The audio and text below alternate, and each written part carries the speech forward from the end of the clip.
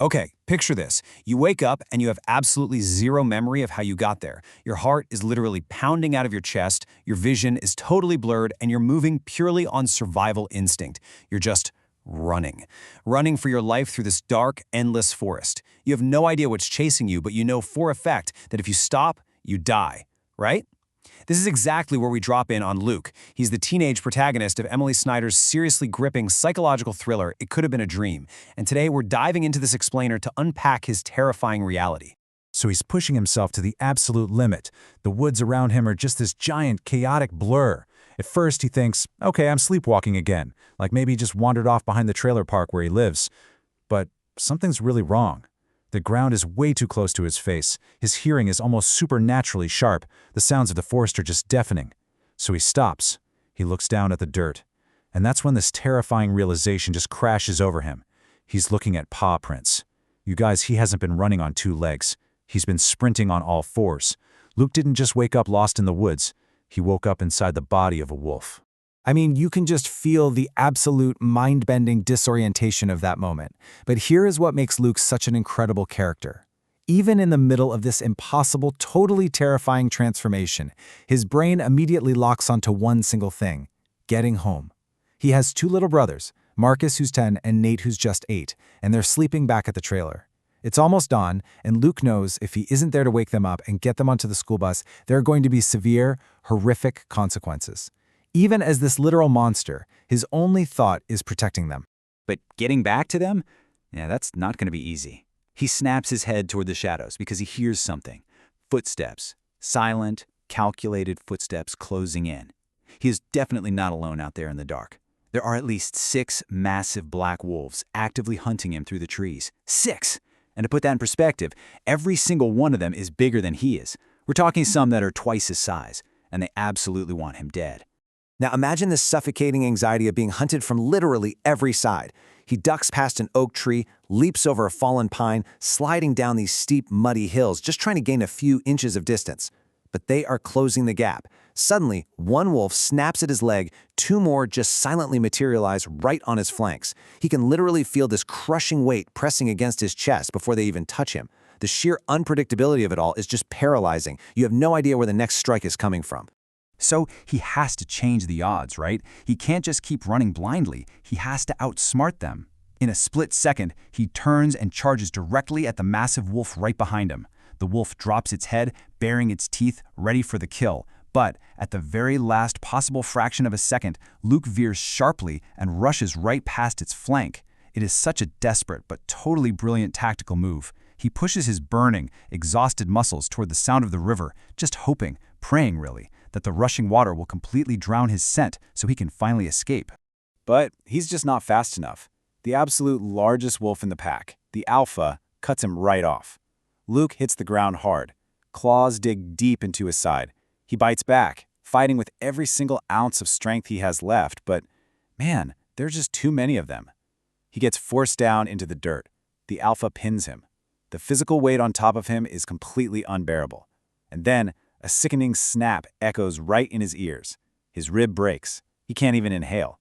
And that murderous, cold look in the alpha's eyes, that's the very last thing he sees before darkness completely swallows him whole.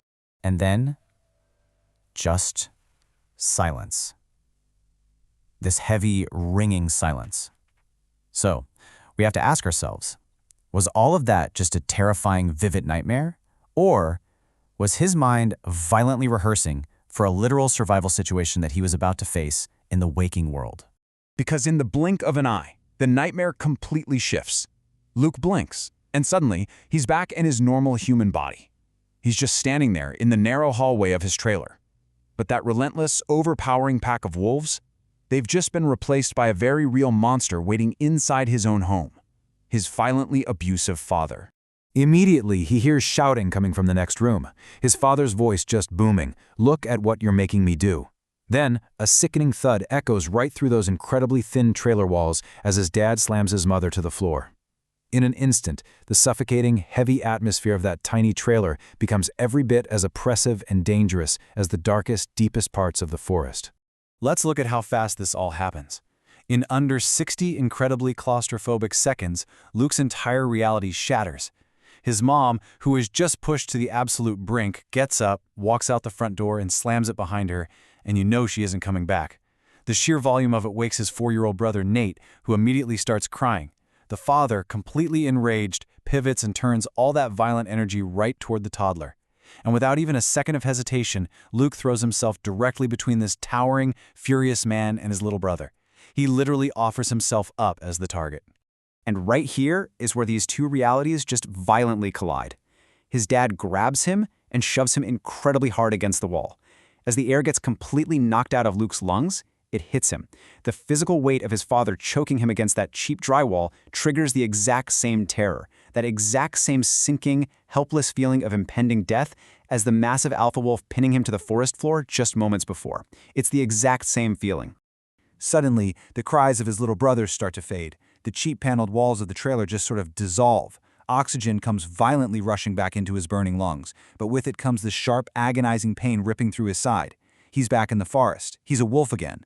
But guys, the terror has escalated big time because the trauma has actually crossed over. That snapped rib from his first hallucination, or honestly maybe from his father throwing him against the wall in the real world, is physically broken.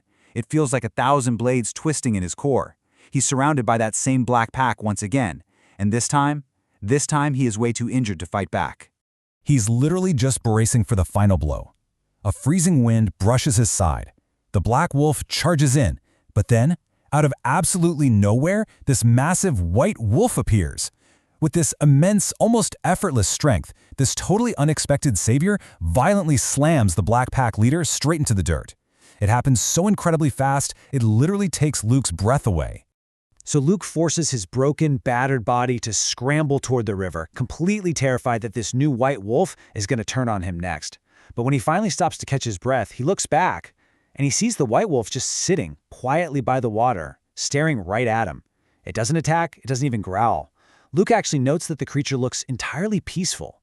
It's this moment of eerie, almost beautiful stillness right in the middle of a brutal, chaotic nightmare. And then, without making a single sound, the white wolf jumps into the rushing river and just vanishes, completely gone. The exact second that wolf is gone, the adrenaline completely plummets, and this deeply visceral transformation begins. Luke feels his face shifting. He describes it like moving wet clay. The thick fur covering his entire body violently pulls inward, right back into his skin. His spine pops and snaps straight, his limbs elongate, and his fingers forcefully push outward from paws back into human hands. He stands up in these freezing, isolated woods, totally vulnerable, human once again. Now, it's really important to realize this isn't just some random dark fantasy. As we explore in this explainer, author Emily Snyder actually grounds this supernatural horror in some stark, devastating reality. She's pulling directly from her own degree in psychology, plus her actual career working in foster care and women's shelters. Luke's shifting isn't just magic. It represents a profound, textbook dissociative trauma response. When his reality becomes way too physically and emotionally unsurvivable, his mind literally fractures. It places him in a brutal but somehow manageable survival scenario in the woods to help him cope with the trauma. And just look at the brutal aftermath he is left with. He's back in his human body, he's stranded miles deep in the woods, wearing literally nothing but his boxers as the freezing cold light of dawn breaks over the horizon. But here is the really terrifying hook. His ribs are genuinely physically broken. So whether this was some kind of magical alternate reality, or just a massive stress-induced hallucination trying to mask the severe physical beating he just took from his dad, the damage to his actual body is undeniably real. Throughout this explainer, we've swung violently back and forth between these two realities. Out in the forest, Luke actually had agency, you know? It was this arena of physical survival and action where, even up against a massive pack of predators, he could fight back. He could change his odds. But the trailer? The trailer is this claustrophobic space of inescapable, visceral domestic abuse. In there, he is just a vulnerable teenage boy standing between a violent, towering man and a crying toddler. The forest, as terrifying as it was, actually offered an escape from a reality he couldn't control. So he wraps his arms tightly around his broken ribs. He starts that long, freezing walk back to the trailer park. He knows exactly what he felt out there. He knows it was real. But far more importantly, he knows exactly what he is about to face when he gets back. The house finally comes into view. His mother has completely abandoned them. His father is still inside, completely enraged. So I'm going to leave you with this. As Luke stands there, totally bruised and battered on the porch, his hand just hovering over that front doorknob, what kind of monster is he going to have to become to survive what's waiting for him on the other side?